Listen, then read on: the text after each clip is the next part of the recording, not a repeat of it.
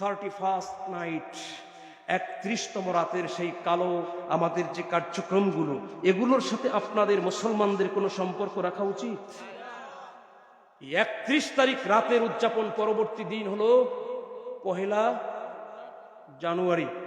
রাতে সারা রাত বিভিন্ন জায়গায় রাস্তায় আমাদের দেশের সোনার ছেলেরা রাস্তার মধ্যে নববর্ষ লেখা লক্ষ লক্ষ টাকার রং রাস্তার মধ্যে মাখবে।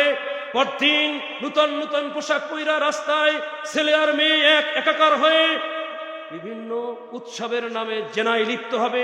এগুলো সম্পূর্ণ হারাম। মুসলমানের সন্তান আগামী বছর প্রথম বছরের পূর্ণ 1 বছরের সমাপ্তি আর 1 বছরের শুরু যাত্রা মুসলমান ভোরবেলা পবিত্র কোরআন তেলাওয়াত দিয়ে শুরু করবে। কথা বলেন ঠিক কিনা?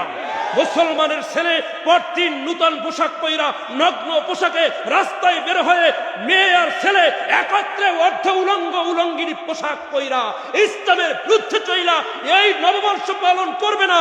মুসলমানের ছেলে হলে আল্লাহর কোরআন দিয়া ফজরের পরে তেলাওয়াত দিয়া সূরা ফাতিহা দিয়া ফজর শুরু করবে। কথা বলেন ঠিক কিনা? যাবেন রাস্তায়, যাবেন, আপনাদের ছেলে মেয়েদেরকে যেতে দিবেন না। এতে কোনো সওয়াব নাই। একদিকে আপনাদের অর্থদণ্ড, অপরদিকে আপনাদের ইসলামের বিরুদ্ধে একটা অবস্থান। নববর্ষ পালন আপনার দরকার নাই। নববর্ষ পালন করবেন কোরআন দিয়া।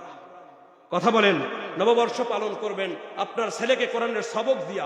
ওস্তাদকে দেখে মসজিদ ইমাম সাহেবের ডাইকে বলবেন, হুজুর আমার ছেলেটার আজকে কোরআনের সবক দিয়ে দেন, আলিফ বা শুরু করে দেন। বছরের শুরুতেই তো করেন, রহমত আসবে ঘরে।